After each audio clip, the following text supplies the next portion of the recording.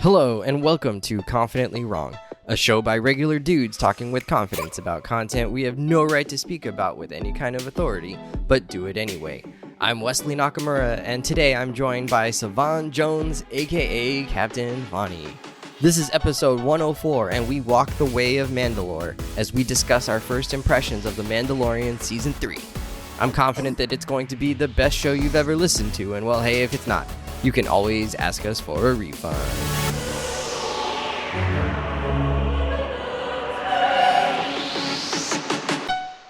Incredible! Hello, gentlemen. Well, really, it's just one gentleman. Savon, Yeah. how's it going? I'm good. I'm a very gentle man. I'm doing great. I'm holding it down. I thought you were a farmer's market man. Normally I am, but I spent a big chunk of that morning doing dishes and watching Woman King. So, Ooh. A different change of pace. But I'm doing good, Wes. It's chilly out here in Detroit, but the sun is still shining. Things are beautiful. Life is throwing some punches at the kid, but nothing gives me reprieve like just podcasting with you. And Brian's not here, but you still good enough. I am enough. More Thank than you enough. Thank you for that Excess. affirmation. Yeah, man. Somebody disrespected you, I think is the best way to put that, man. Taking your car, that's just Dude, a lot of people disrespecting me out of pocket. Yeah, for the listeners, yeah, man, dude stole my car. I got hit with the Kia boys got the kid. People know they got that TikTok challenge thing where the folks doing the whole Kias have this vulnerability with the USB software. So they're super easy to take. And the patch came out, but it came out, after my stuff got stolen. So I don't, not to sound like a jerk, but I don't care anymore. It's not my problem. My stuff gone. My stuff gone. Yeah. So too little, too late. Too little, too late. So gotta actually do that today. I gotta send off the total loss paperwork so I can and send my key off so we can just get this process going. Because this rental is cool, but it's not my baby. The speakers, it's a nice car, but the speakers don't quite hit the same. I'm just you don't used to the even know anything acceleration. about cars. Who do you care? I know enough to know when I play my comfort music in the car, the bass doesn't hit quite the same. I can't put words to it, but it feels different. It's like, it's like, like when you got good headphones, it's not quite the same. It's like, these aren't bad, but these aren't mine.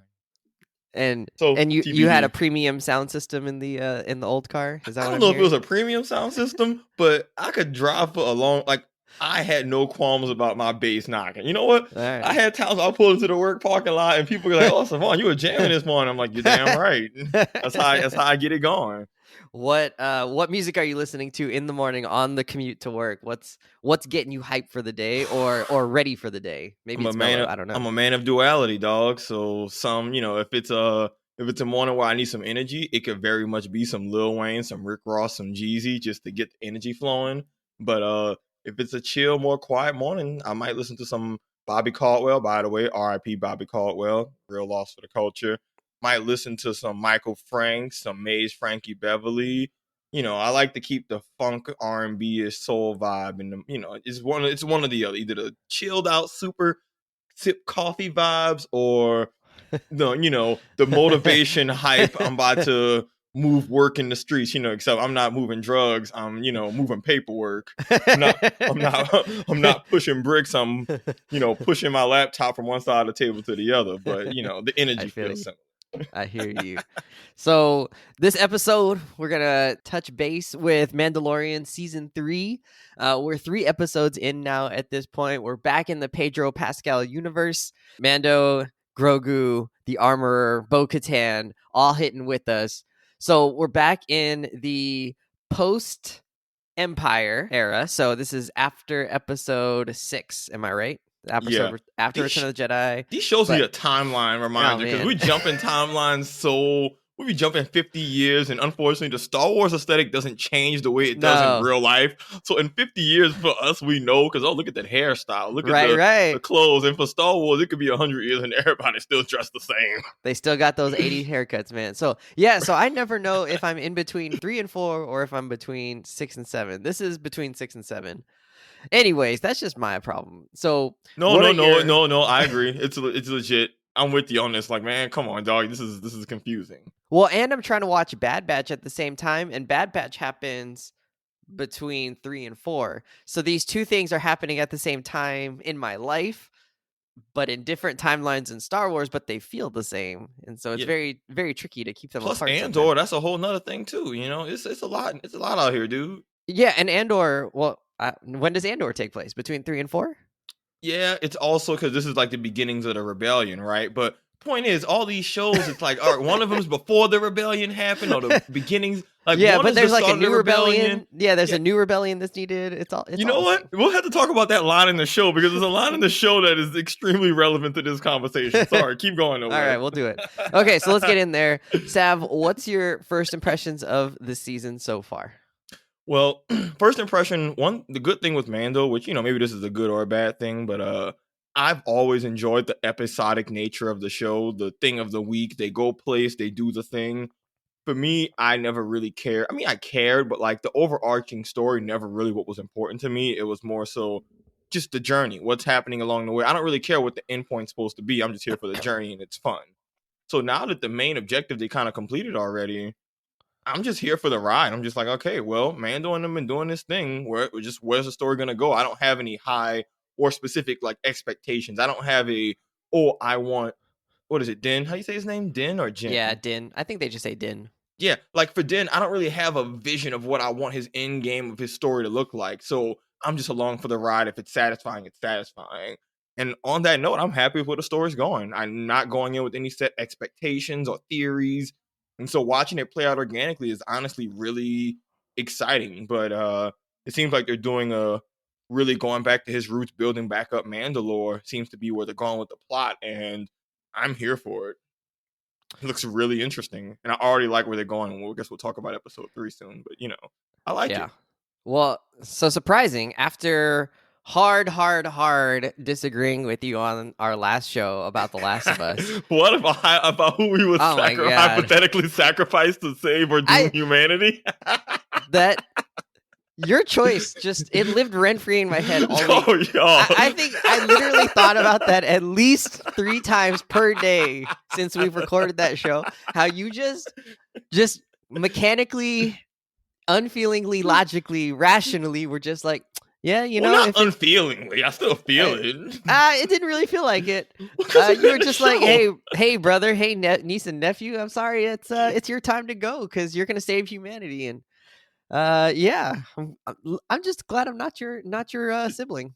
That's all. I'm still in there. Audience, I think I actually lost some of this man's respect after saying that. Every single day I thought about this since we recorded this. This is the beginning of the end. I was telling my sister what you said, and we were just like, how could he? Like, I don't get it. You and Alexis were just privately ragging on my take. Not even.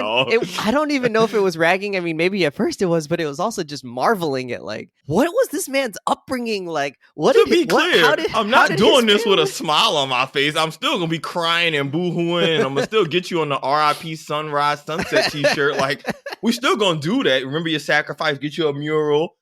You know, I want to be clear to everyone. I'm not happy about that. I'll do it with great anguish and sadness. And, you know, if it was me pushing a button, I wouldn't just push it quick. It'd be a real slow, dramatic, sad push. Like, want to paint a picture here. I'm not a monster.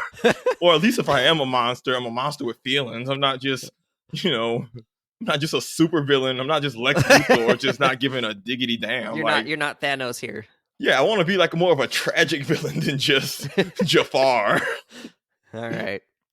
I don't know. I feel like that makes it better. Thank you. Man, that was the point. The way you presented it last week was just like, nah, he's got to go. I'm sorry. I mean, I still stand by that, but let me put a little more emotion into it so that the audience at least thinks I'm a human being. All right. Just rent free, man. You were in my head like Joel Embiid and Andre Drummond, man. Oh my God, that's a deep cut. I like that. All right. So what I definitely agree with is, for once, I don't necessarily come into the show looking for the long story arc, the really deep like build up and all of that. I've actually enjoyed the kind of just episodic, like, here's the adventure of the week, here's the thing that's happening. Feels very much like Clone Wars and Bad Batch in that, like, there is an overarching story that's like building up, but for the most part, there's a beginning, middle, and end to each of the each of the episodes.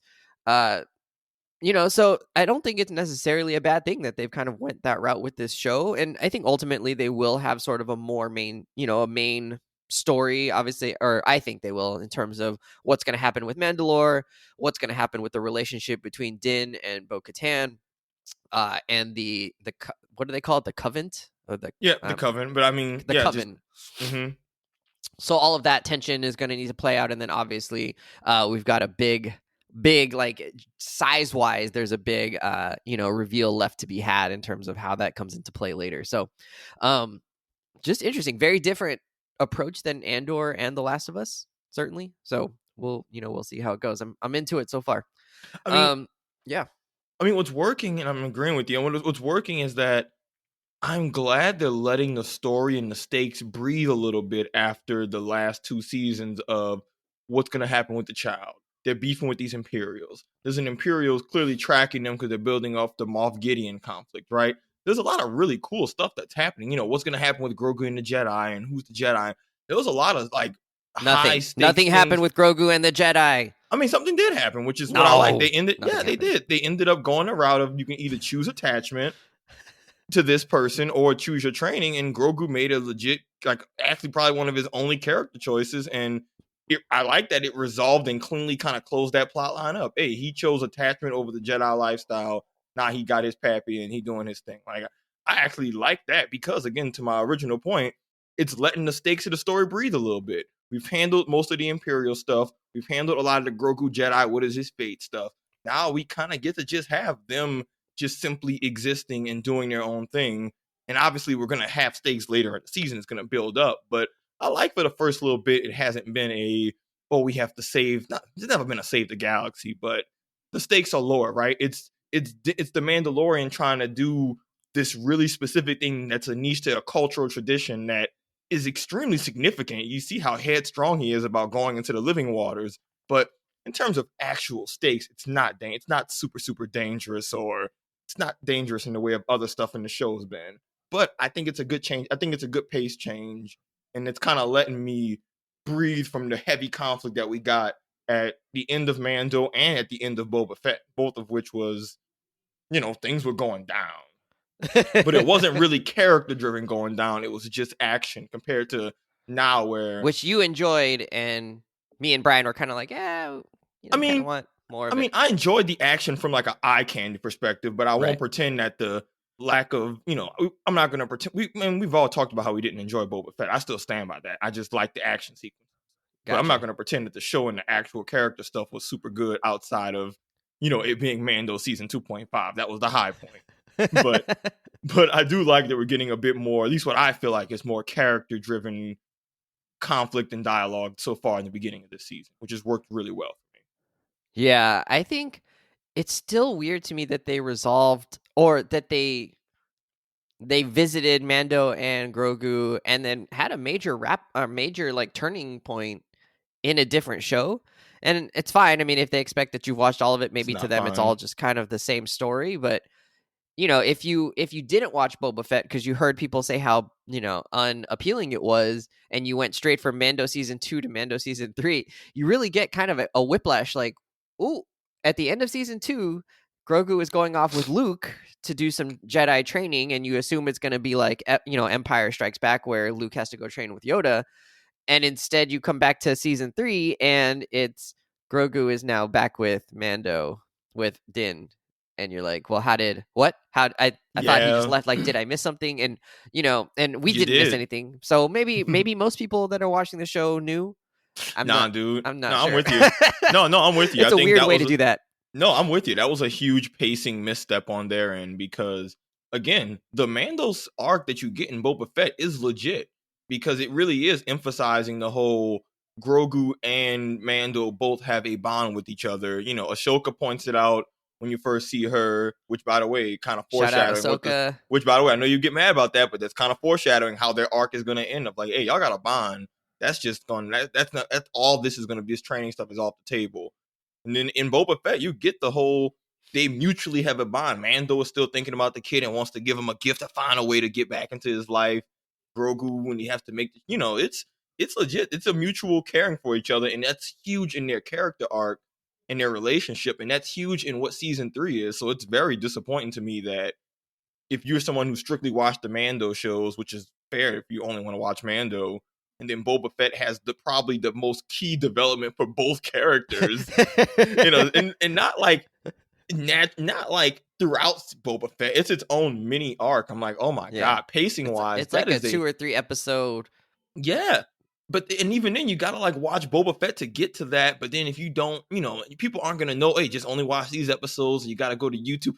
That is a mess storytelling wise, and I'm not a. Clearly, they wanted to use it to draw in more people to watch Boba Fett, but it really burns Mando on the back end, because even though I don't have a problem with where season 3 starts off, if you didn't watch Boba Fett, you're gonna be confused as hell. And now you gotta go on the internet to figure out, hey, yo, what happened? And it turns out, again, they have, sorry, by the way, in another show in the middle of it, they have like the defining moment of their relationship, which is to be together as like a father-son duo. Sorry, you gotta watch a whole another show to get that.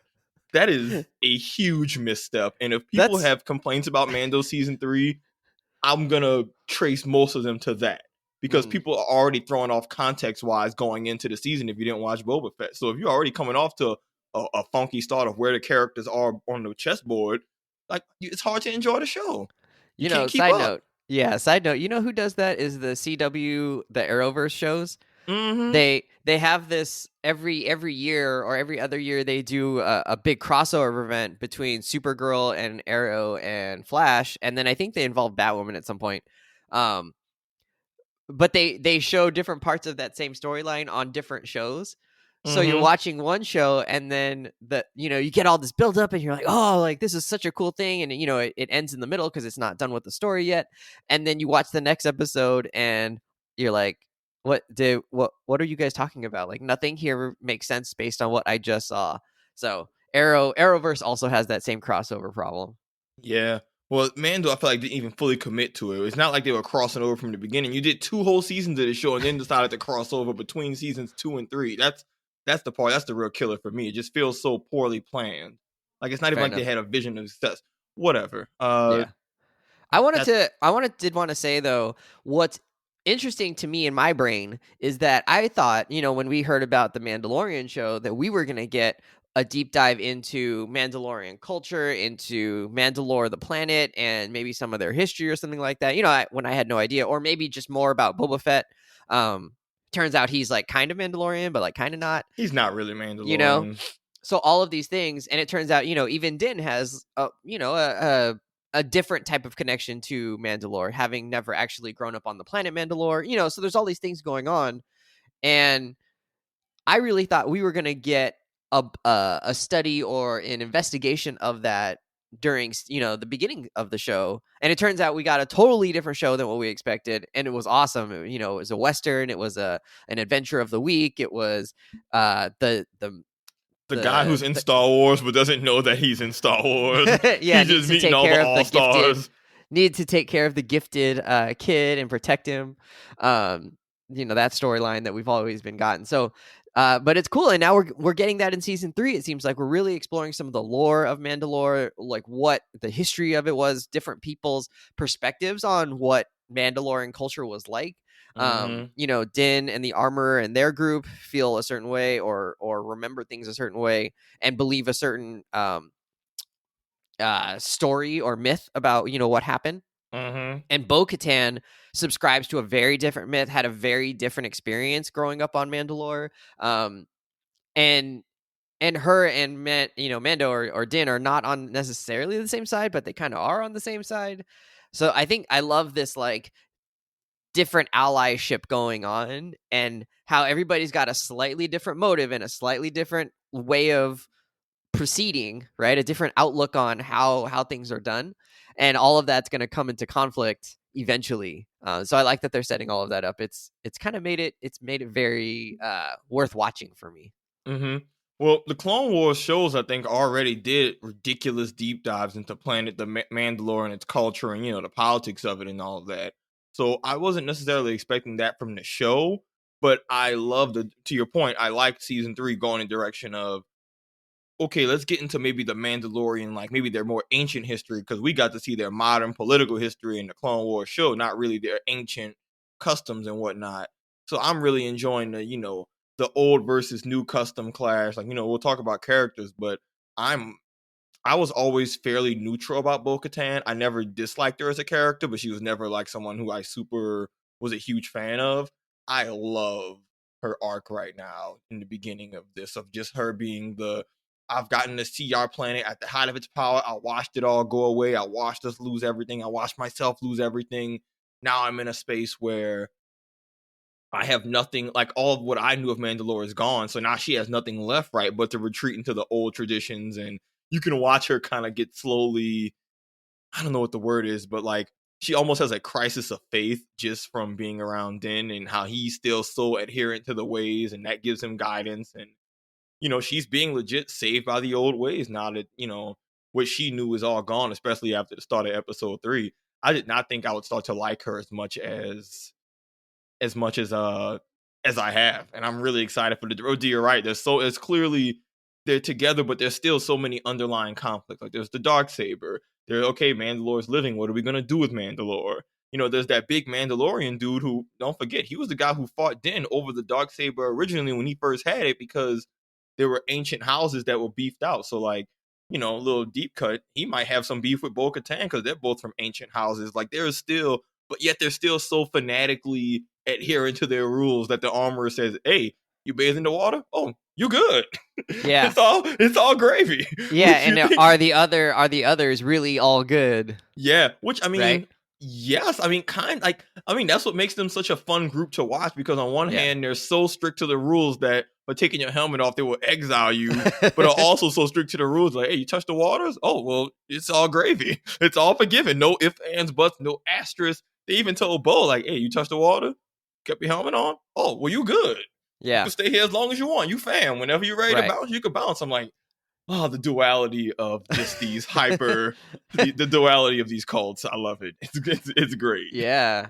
Well, but I wonder, the armorer clearly feels that way. I wonder if the followers feel exactly that same way. Like, is it fair that's you get that redemption, or all of the hard work and all of the sacrifice that these folks have made living in secret basically for, a vast majority of their lives, and Bo Katan out here flaunting her face, right, getting to show off and live the life and be a hippie, and then all of a sudden, because she did one thing, now she's in the group and she's like forgiven of all of those sins. And like, how can it be such a major sin to take off your helmet, and yet the only thing she had to do was get wet, right? Like, Yeah. she just had to take a bath. That's what makes it cool, though, is the adherence to the rules. Like, even when we saw that they can have conflicts with each other within the confines of the rules of their group. That's what makes it so interesting. Like, the guy who was straight up not rocking with Din and said, "I'm gonna fight you for the darksaber," that he didn't like him, he didn't agree with him, all of that. That's but it Paz wasn't. Vizsla. He's voiced by Vizsla. Jon Favreau. Okay, Vizsla. Okay, so he's the descendant of your boy who died to Darth Maul pre-Vizsla in Clone. Yep. Okay, thank you for the context. So, right. So, even more so, right? Even more to the point, characters we've seen even in the Clone Wars, the Mandalorians, what makes them so cool is that they have conflicts with each other that are still within the confines of their rules. So this isn't really a case of, oh, I don't like this rule. It's a case of, I don't like this. Well, this is how the rules allows me to settle my grievance. Oh, you got beef with this person over the darksaber? All right, cool. Fight for it. Like, straight up. Like, there's still this really primitive might is right way they go about things, that they're going to have interpersonal conflicts, but it's not going to involve anybody breaking their rules of engagement either. And that's really interesting, because so I guess what I'm getting at is that if there's going to be beef with Bo. Let's not get it twisted. But I don't think it's going to be because of, oh, she gets in because of the rules. I think it's just going to be hey, we have beef, and as ancient Mandalorians, this is how we settle our beef. And it's why they get to stay so strong as a group, but it's also why they're so small as a group. Like, it's a double-edged sword. Unless y'all stay strong individually, as a tight-knit group, but you'll never get to be truly big, because these ways that y'all live by, this is the way, just doesn't allow for that. So, I don't know. It's a really fun dynamic to play out of people who are strictly adherent to rules to a fault, and then just seeing how that still plays out with the stuff that just happens with people naturally having conflict. Well, and they have internal conflicts, right? This was true in Clone Wars, and it's true here. Is how strictly do they actually adhere to these strict rules? And Bo Katan, so far up to this point, and she acknowledges this, she goes through the motions of these traditions, and she's aware of them, but also doesn't feel beholden to them in the way that Din Djarin feels beholden to them. And whether that's going to be a point of salvation or whether that's going to be a point of pain is yet to be seen, right? And whether those who are quote unquote morally flexible, whether they're actually able to seize power, whether they're actually able to get what they want in an easier way or a better way, or to actually create a society that people can actually live in. That was all questions sort of explored in Clone Wars, right? Like, yeah, you had these extremists who believed a certain way and wanted Mandalore to go back to the old ways, but that meant that the thriving community that was in Mandalore was no longer like acceptable, right? And so they Mm-hmm. wanted to go back to a very like authoritarian rule, and make it more of that situation where you're not having everybody be able to thrive. It's our way or the highway, and if you're not on our way, there's no place for you here in this society.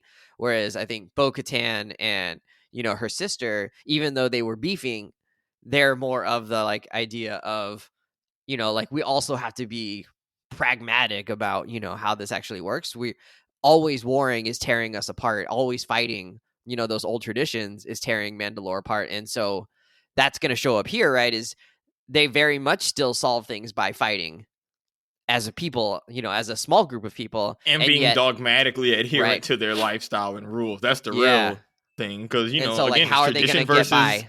yeah, it's tradition versus modernization. It's like, all right, Yeah, we have our culture. All right, at what cost? We're seeing it swing the opposite way in the Mandalorian. It's like, all right, cool. We got to see them when it was the political pragmatic stuff. That's gone. What happens when y'all just adhering to these very niche old ways? It's gonna be it's fun to watch play out. for But sure. dude, we got to talk about episode. We got to talk about the other stuff in episode 3, man. All right, what do you want to talk about? Uh, dude, what's up with this show suddenly deciding, okay, we're gonna just be a little Andor. We're gonna just take some pages out the Andor playbook, but enough pages to where I like it, and not enough to where it feels like, oh, I'm not here for this. If I wanted to watch Andor, I'd watch Andor. I was not ready for this New Republic parole B plot in this show in episode 3. It was awesome. I was not ready to see, the Empire equivalent of like the Nazi doctor and his whole thing. By the way, that parallel was just really, I'm glad they actually started to have a little conversation about the ethics of cloning, like the actual ethical things of it. Because I kind of thought Star Wars always brushed over like, we don't got a problem with making a clone army. No one was like, that sounds like something that the bad guys would do. Which, surprise, surprise, they were the bad guys. But, I'm glad they addressed that. But I just love it's the New Republic. You can see them being almost naive, and they're clearly not the Empire in terms of cruelty, but they are like the Empire in terms of just being an just a oversized bureaucracy. Yes. And no matter how you spin it, an oversized bureaucracy is just gonna lead to bad actors or just problems or just it's gonna be some kind of problem. It's not as bad as the Empire. I will say that. I want to be clear. It's not exactly the same as the Empire. Because even the people on parole, right, were like, the Empire would not have kept us alive and even tried to do this reintegration stuff. But it got into a really weird gray area of, I don't know how I feel about this. On one hand, give the people mercy. On the other hand, to what extent is this brainwashing? What extent isn't? You don't let the people use their names and you assign them by numbers. I just wasn't ready for the Mando and them to go into deep space at the start of the episode, and then the rest is just some Imperials on parole just doing their day-to-day stuff, trying to figure out how to contribute to society. I wasn't quite ready for something so existential, and yet here we are with me afterwards, like, dang. Yeah. I don't know, how'd you feel? We traded one oversized, overbearing, bloated bureaucracy, like you said, for another one. A more well-meaning one. Yeah, well-meaning. In some ways, it's better, right? Like, they have celebrations now. They have a little bit more choice and freedom, and on the other hand, they're like, yo, the food was better before, and like, I don't think the food was great before, so like, how bad does the food have to be now Well, that they're I took wishing for the Empire's food? Yeah, well, I think I took it as them thinking about just like military ration stuff when they were just in service. I kind of took it more as when you were serving with the Nostalgia. empire. Yeah, more of a nostalgia, not so much like for the everyday person food being better. That's not how I interpret it. It was more of a like, even people who served in the army. Okay, even if you didn't like being in the army, you still have nostalgia for like, oh yeah, we had certain MREs that were, it brings up an old memory. I don't know, that was the vibe I got. I wonder But if that speaks to, though, the actual like impossibility of rehabilitation in the way that they were trying to do it, right? Like, you can say like, oh yeah, I've got this new job or I've got this new role, and I'm understanding how the New Republic is going to be better, and yet they still can't help but look fondly upon the atrocity, their role in the atrocities that they committed, being part of the yeah, military of the Empire. Well, that's what makes it interesting, right? Because I think even some shows like Andor show that, and we've seen lots of Star Wars stories where there's lots of people who really did work for the Empire as like a day job, and they might have been doing maybe not something that was directly tied to the atrocity stuff. Now the Doctor obviously was very hands on, so that's very very different. But I think that's what makes it interesting. There is a wide spectrum. We know as much as we hate the Empire and we want to paint every one of them as just this monster, one more cruel than the rest. Even characters like Finn from the most recent Star Wars trilogy is proof that some of those people in the Empire were just people there, maybe not even by their own will or forced there by circumstance. That's what makes the rehabilitation complicated, because several of them, right when they were having the drink, were even saying, "Nah, I get it. The Empire was awful. I regret working for them, but." Maybe they still was just like, all right, but on the day to day, I still had friends, and we weren't the ones maybe doing some of the really awful stuff. So it's complicated because you want to turn over a new leaf, but you still might have, people have jobs that they hated, but they still like the friends they had at the job that they hated. That's still a very just human, or just, that's not a very foreign experience. And so it makes the rehabilitation part very complex. And, to even the Doctor's point of, okay, people have really good skills they can contribute.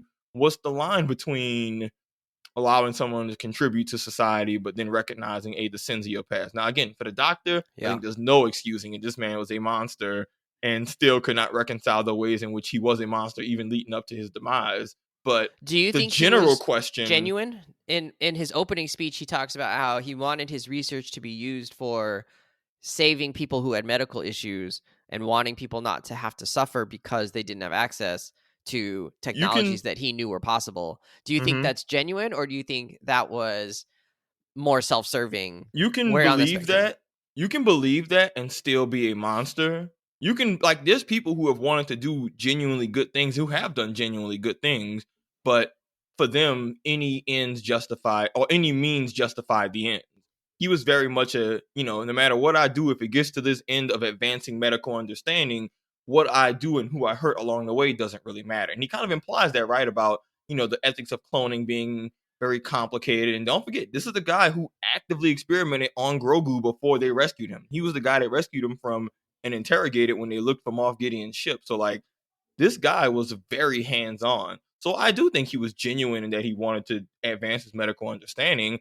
I also think that he had no moral compass of how he went about doing that. And so there's a line between the altruistic scientist and the mad scientist. All of Yeah. the mad scientists in media are well-meaning and want to do good things. They just don't have any limits of what's acceptable and what's not. They're willing to kill a bunch of innocent folks if it means I get to this end. And I think he fell on that side. So he's Hmm. more mad scientist than misunderstood genius. Okay. It's Because he was I cruel and kind of deserves his thought, fate. yeah, I kind of thought maybe it was a little bit more on the other side. I do think you're right that like what we saw him do to Grogu, and he knew that like that was He experimented on a baby. problematic, right? Yeah. And by the end, and this is a spoiler, he gets tricked basically, right? Or he gets entrapped. Um, part of the reason he was willing to go along with it was he was thinking like, hey, if I had access to my scientific research or the ability to do scientific research, I could still produce things that will help people, right? That was part of what sold him on being able to do it. And I do think they made it a little bit ambiguous that like he was also just someone who likes doing research, right? But I I did think it think was there was both. some aspect of that he felt like, okay, this is a risk we're taking because I can help do things, right? I can help the New Republic serve more people through my research. But was it like egotistical? Like I really just want to do this because I want to do it, you Well, know? look at us on the opposite side of the Joel Ellie debate, because this sounds like, so the idea of a scientist being able to do awful things that maybe harms or kills somebody, but for the greater good, we landed Well, in a at the real end, interesting space, and we was talking about that now, Wes. And this no, but was doctor that was the end? absolutely experimenting on children and all kinds of other awful stuff in order Yeah, yeah, to do his thing. Like, hey man, like I don't know. You know, when they rescued Grogu, they took out his blood and did all kinds of stuff. It wasn't just they wasn't just checking his tummy or checking his heartbeat. They were hard experimenting. And the reason I'm not sold on any ambiguity about how he felt, I think he just was, he bought into his own bullshit, is how I honestly feel. But yeah. even when he Maybe went you're into right. the old Star Destroyer, he looked way too excited for the context of everything the Empire had done. And Mm. even when he was talking about the stuff, he never really talked about, like everyone else who were former Imperials talked about twinges of regret and twinges of, oh, I didn't enjoy this. And he never really sold me on that feeling. Like he was so caught up in his research that I'm like, you don't see at all how people will be bothered by how you obtained your research. You never have reconciled with that. And that's the part that bothers, because even then, right, when they're at the place before he sneaks out with the former officer, he even says, we were going away to some really big breakthroughs. I'm like, B, you are freshly out of parole, trying to get reintegrated into society, and all you can think about is my research, my research, my research. I'm like, Yeah, bruh, have they not talked to you like? And again, we know even if we haven't seen it all on screen, we know that he's done awful things to obtain that research. So for me, you don't even feel like you're guilty. Like there's characters who have in media no who've had to remorse here. there's characters who've had to do awful things that they were forced to do or by circumstance, and they did it, but there's great regret. They are broken, they're depressed, they're sad because of how they've harmed the world through their work. And this was not that energy at all. No, you're right. You're And right. You're right. I'm he with you was now. and he's very charismatic, and he's not like mean, he's very like meek, so it kind of sells, maybe it's easy to buy into this Yeah, idea of him maybe that's being what was. harmless, but like just because he's not twirling his mustache, like no, this dude is a problem. Now Yeah, what's really he juicy doesn't have is, plans to take over the world. yeah, Is but what you're he's a saying. mad scientist who has no problem experimenting on children or hurting anybody or whatever to get it done. And again, the parallel of him being a Nazi scientist and getting, and them bringing him out the speeches and all that, that is a very intentional For parallel. sure. And so, I people will also say the thought, same about the scientists. Like, that's what are the ethics of the United States and really just the allies pardoning so many of the Nazi scientists? I'm not here on this pod to say what was right or wrong in that case, right? because a lot of advancements from NASA were because of those anti scientists, but it's a real moral dilemma of like, all right, at what cost? And, do the ends justify the means? I don't know, but I think the parallel for him, I think in the context of the show, is definitely meant to be he's not a good person, even if he tries to spin himself as this, doctor trying to help living Yeah, beings. yeah. And the U.S. had to think about like, well, if these scientists weren't working for the U.S., where were they going to be working, right? And there was all Mm-hmm. that And they didn't want to execute concern. him. At least not all of them. They didn't want to just execute him because Yeah, countries are going to look out for you get into that gray area of geopolitics on the context of Star Wars space politics of, well, what do you do with these brilliant minds that could still be assets? And what's the line? Do we use them? Do we not? Clearly, for the New Republic, they said we're not going to use them. But now, what's really juicy is that former officer who set your boy up. That was one of the officers from the previous Mando season who served on Moff Gideon's ship. You remember that person, right? yeah. She introduces herself in this one as Elia Kane, as the Kane. comms officer. Mm-hmm. Also, the actress who plays her is also playing Jentora in Quantumania. Same actress. Oh snap! She plays the leader of the like native people in the quantum realm. Oh wow, you're right. Oh man, that is some good like casting across. I did not recognize it. That is They're sick. everywhere. I like that. That's awesome. That's awesome. I wonder too, and this is I don't know. I'm not a historical expert. I wonder if there's parallels here to Reconstruction after the U.S. Civil War, where you have this great schism and you have this great attack against the United States and the unity of the United States, and then the aftermath of that is, okay, you guys can come back into the United States as long as you do XYZ thing, and now cool, all's forgiven. And yet the scars and the thinking and the experience of that still influences, right, how things Mm-hmm. in southern states go. um I think there's definitely some parallels to Reconstruction. I think there's parallels to pretty much any country in the rebuilding after a civil war. Star Wars is such a big scope that Galactic Civil War starts to kind of lose a little bit of its meaning. But when it comes to just governments turning over and coming back up, that's you the can't stuff. just destroy everything The stuff here and is start not over. unlike exactly, and the stuff you see in here is not unlike what you see really in any country that's had a major government takeover. The people who were the enemy are still people who live in this government and this society, and you got to do something with them. Now, the Empire decided we're going to lock up and kill our enemies and those people, but from the Old Republic, but New Republic went a different route. There's no right answer because there's none that guarantees success, and as we know from just how these Star Wars lines go around, you know what? The guy at the what was it? The party? Was it a party? Yeah, it was a party when they were talking, and some guys just Republic, Old Republic, New Republic, Empire. It all. I was just like, thank you, dude. That dude was clearly there to speak to the audience because I'm like, I'm with you, dog. If I was a regular everyday person, I'm like, I don't care. This is getting old. Yeah. Every 30 years, y'all have a galactic civil war, and then a Jedi helps flip the government over. Like, can we I wouldn't be surprised that everyday people, I don't know. It makes sense of just how all of this just is a vicious cycle that doesn't really have a satisfying ending, no matter how you spin Well, it. and in some ways it doesn't change anything, right? Which was kind of his point too, was like, we move from one regime to another regime, but as long as they kind of let us do our thing, we just do our thing. We don't Homer said, really I try to care. stay out of it. I'm like, I feel Exactly. that. Yeah, and people do that in real life too. People feel like, Mhm. politics of today, it's like, what does it matter, right? Democrats, Republicans, they're all the same. People have said that to me. They're like, they're all just all the same. And it's like, all right, I guess if you feel that way, because like if your life doesn't change or your experience doesn't change and your bank account doesn't change, then for them it's what does it matter, It's not an argument I completely agree with, but I understand I get where they're coming from. And depending on what area of your life you value the most, they are right.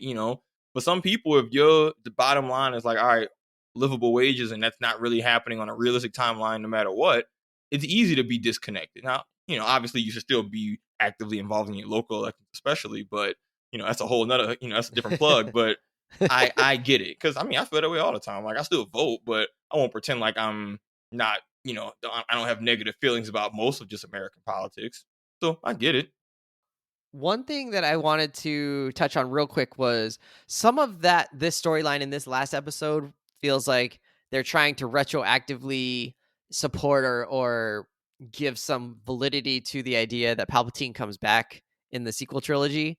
And I just don't care. I felt like that was sort of a We're probably talking about the clone stuff, or yeah, like just like what are you talking yeah, about? his research in Moff Gideon's like behest pretty much feels like they're trying to splice together, Grogu's genes or whatever, so that there can be some Jedi powers into the clones. So So Palpatine has so his that super body. Snoke or Palpatine can rise again. And it just like that was just such a sloppy way to do it in the first place. Like it's not even worth to me trying to explain. Just magic it. Just be like, it was just magic, whatever. Like that's not Hmm. something worth like trying to actually ground in something realistic. It was dumb to start with. Like don't try to double down on the dumb is what I'm Hmm. trying to say. Well, here's the biggest problem with Star Wars right now is that they choose to keep all of it encased in this one big timeline, and the problem is that we know how all of this ends X years down the storyline of the series. And so it makes a lot of the stuff happening that how this conflict ends up, it makes it not as engaging. My biggest issue with Andor, it wasn't Andor itself, it was that I know how a lot of this Empire stuff is going to end, and it's not satisfying. So whenever characters have these sacrifices, it's kind of disappointing knowing, oh, well, they're gonna destroy this Death Star, do all this to destroy the Death Star, and then they're just gonna build a Death Star too. Like that. I don't know, for that, like knowing, we did all this to get rid of the original Empire, but like, hey, they're gonna come back twice as strong and smack everybody. And so I don't know, and then also knowing that the movies themselves, where all this stuff happens, aren't particularly good movies anyway. So just knowing that how all this stuff is gonna play out down the line. There's no suspense of what'll happen years from now. You know how it happens and that it's poorly executed. I agree. It makes it hard to get engaged to the stuff that they want to draw that ties into the bigger story. Like, I care about this Mandalorian stuff in Mandalore because we don't know the fate of Mandalore, and it doesn't really matter in the context of what happens in the later movies. Right. But all the First Order stuff, we know how it's important and how it matters. So when you talk about that, I kind of disengage a little bit too, because like, oh, dude, I don't care. Because no matter how you spin this, it turns into Palpatine coming back with that cheeseball stuff, and then just a movie that I didn't enjoy. So, and it's a movie that's plot relevant to the things happening now, and I'm just like, I'd rather just be I'd just rather have these characters in this story, but detached from anything involving the Empire or the First Order stuff, or have it be way after. But nah, man, I'm with you. Knowing how this stuff ends and knowing that it ends poorly can lessen the impact of what otherwise are some cool tidbits that they put into the show. Unfortunate. Yeah. In this episode, in episode 3 of The Mandalorian, Elia Kane, we're going to do a lighthearted one because we've been very serious and deep into the geopolitical stuff. Right. Elia Kane, our actress Katie O'Brien, bamboozles the Dr. Penn Pershing. She says, oh yeah, you could touch the mountain, like feel what it feels like. Not the Empire. By the way, what a cool detail to really explain, like, oh, there's an actual planet. Like, Coruscant's described as like the city planet, right? It's a planet that's a city. But here's this one small thing that lets us know, like, there is an actual physical planet that exists under here. It's not like a man-made planet. It's just that it's so overbuilt that you never actually see the nature of it anymore. Or the natural features of it anymore. And it boggles your mind. You're like, wait, so this could be like literally the top of Mount Everest, and the entire world is covered and no one's seen like the bottom of it. Like that boggles my mind. Like when you look from space and you look at Earth, so much of the Earth is covered by man-made settlements, and yet when you look from space, you can't tell. It looks like, ground and browns and greens and blues. Coruscant, when you look at it, looks like a city. Like the whole thing is just lit up, right? That is an overwhelming amount of infrastructure and building and people that live there. It's insane. I don't know how that place exists, but I mean, Star Wars. Yeah. But that was pretty cool. Anyways, that was the side note. So she she tells him, hey, you could touch it. And then obviously he's not allowed to touch it. It's like an art museum piece. And this little droid comes around and like spooks him and is like, hey, don't touch that. So, and then she laughs at him because, women are, whatever. This feels like an incel storyline to me. But give me an example, Savon. This gives it a chance. Something you were tricked into doing where the other person knew what was going to happen before you did. Oh, yeah, this is easy. I mean, I think I've told this story before about when I talk about my hatred of horror movies, but this is relevant. In middle school, middle schoolers are wont to get dropped off at the movies, and you go see a movie with your homies and whoever else you out there with friends with. Which movie theater did you guys go to in middle school? I don't know. This is the Clearview movie theater in Metairie. But man, people used to be that tripping, second floor one. Yeah, but they always had real convenient, curfew times on weekends for, when they started having the black kids from the city showing up, and people wasn't slick. Suddenly they got a curfew. Suddenly got a curfew they start caring about for the movie. Man, get out of here. Whatever. Anyways, we were going to see a movie, and I don't remember exactly what movie we were supposed to see, but I thought it was going to be, something chill.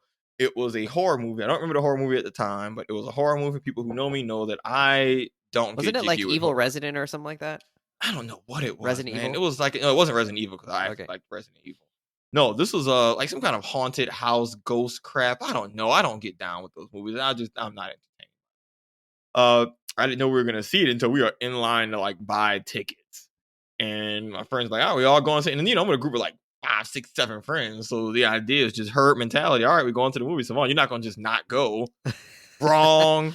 Pure pressure. Wrong. You were immune. You were vaccinated. It has no effect. It's like a fighting type on a ghost type in Pokemon. No effect. It does not work on the kid. I instead bought a ticket to see the Tyler Perry movie at the time, Daddy's Little Girls. You remember that? Do you know that movie? No. Oh man, it's a pretty good movie. Idris Elba's in it. Gabrielle Union's in it. Story of a single father with his 3 daughters, who's a mechanic, but he's in a custody battle. But then one of the lawyers that he ends up falling for this lawyer who's this really successful woman played by Gabrielle Union. It's not a perfect movie, but it was very enjoyable. Like I went in just saying, all right, I'm just gonna watch it by myself. I ain't gonna watch this horror movie, and I was entertained by the movie from beginning to end. Like, hey, I enjoyed this movie. So I can't believe you went to see the movie by yourself. I'm okay with it. Well, you just said, "See you later, friends." All right, I'll catch y'all after. Yeah, just like I catch y'all after, and I called him after. But I was not gonna get bamboozled. No, I'm not gonna get strong on just doing something I just don't want to do. Like, I would have done it. I would have gotten. I know you would have, because you're weak-willed. I love saying no. No is one of my favorite things to do. Being you and Kyle gonna work for the kid. It's great. So yeah, tricked, but not tricked. All right. So me and my cousin's older. He's probably 15 years older than me. We were at the Japanese market with my mom. This is probably, I was in high school or college or something. So older. This is like what, 95? Damn. No. It wasn't actually 95. It would have been like 2001 or something. 2000s, yeah. So we go into the store. My mom reaches into this like freezer, and there's a couple or some kind of thing display. It's like samples or whatever. And she's like, hey, you should try that. It's really good. So me and my cousin are like, all right, whatever. Like she knows what she's doing here. We don't know. I've been to the Japanese market. Like we go like once a year. So I don't know anything about it, but she goes a little more often. So we're like, okay. She's like, trust me. It's really good. Like you'll like it. And we're like, all right, whatever. She doesn't oversell it. She just like walks away. This lady had tricked us into eating like ROE eggs, like fish eggs, and they're those little tiny ones that get put on like sushi sometimes. The little black ones? No, they're orange ones. Orange. Oh, they're not so they're not caviar. No, bro. It was like eating, I can't even describe it. It was like eating pebbles that like wouldn't go away. I kept finding them in my mouth like 10 minutes later. Just they'd be in my teeth. They'd be stuck in places. They taste good? No, and that's probably the only saving part here is they weren't horrible, but they didn't taste good. It was just the texture of it was wrong, and you texture kept finding, nightmare. You just kept finding them in your mouth. It's like when you get glitter on you and you can't get the glitter off, or like sand, and sand just ends up everywhere. Anakin knows this is what was happening with this row for like 10 minutes, and me and my cousin are just like, Mom, what did you do to us? And we're like, I think there's more. Like it was just the lady. She's just cackling, dude. Like she thought it was so funny. Your mama right, that is funny. I don't know, just point blank period. She just has two, her nephew and her son just in the Japanese market tortured for the next 10 minutes trying to figure out like what's in their mouth. No water available. It was a disaster. So Mom, thanks a lot. Tricked into doing, I'm telling you. Shout out to Mama Nakamura, because that's elite. I'm here for it. Nothing like just getting your teenagers just to, you just gotta just, put them in their place. Yeah, just gotta, let them know, just a power move. Just remind them, hey, big dog status and ain't no secret. She was big dog status. All right, let's wrap up there. So Mandalorian season 3, there should be more episodes coming. I'm really excited to see what happens with Djin and Bo Katan specifically. I think that's the relationship I'm most invested in, because I think there's the most potential for just seeing things just a little bit different, even though in some ways they're very much aligned and very much like they get along. But they're gonna run into some problems here, especially with the dark saber, and especially with dark saber still in play. You gotta fight for it. Yeah. Even though like the supposedly super civilized Mandalorians, even they still say, all right, look, I know we moving past all this primitive warrior crap, but like, hey, yo, we still fight for the sword. we still, hey, you got the sword. Hey, you fought him for it? Oh, well, bet. Like, hey, by all rights, you in charge. Like, what's up? I'm like, oh, y'all still on that? Even Bo Katan with all her maneuverings is like, I didn't beat you for the sword. It doesn't count. I even did. He's like, take it. I don't care. I don't want this sword. Yeah, Take so it. weird. I'm just like, dude, y'all are killing me. I need y'all to decide, are y'all dogmatic or pragmatic? Because this whole flip-flop between both, I can't do it. I mean, I can because it's entertaining, but like, you're stressing me out. Also, right, so, RIP to Bo Katan's beautiful face and red hair, because she got that helmet on. Once they go helmeted, you don't see him. We haven't seen Pedro Pascal's face all season so far. We may never see him. She's gonna take it off. She's for had sure that action double. Off. You know what I'm saying? They had that action double for while he was doing Last of Us. So I'm just like, yo, Pedro Pascal's collecting them checks. That son just sitting there, sitting inside. Like, I gotta show my face. I'm good. They do have a double for him. Someone who sits in the suit sometimes. Oh yeah, I assume it's for the action scenes. Yeah, I'm sure. It's definitely for the stunts. Because it'd be harder for him to even do the voiceover with somebody else's body doing the acting. He's probably able to do it better if he remembers what he did and then voices over later. But the insurance company not about to have Pedro Pascal doing stunts, running around getting slammed in a full suit of armor. No. Because it's not actually made of Beskar, turns out. Yeah, surprise. Yeah, y'all should watch Mando. It's Mando season 3. It's pretty fun. I'm enjoying it. All right. Hit us up at confidently_pod. Follow us on Instagram. We're trying to get our numbers up. Spread the wealth. We'll put more share reels it with your up. friends. Yeah. All right. See you later. Later. Bye.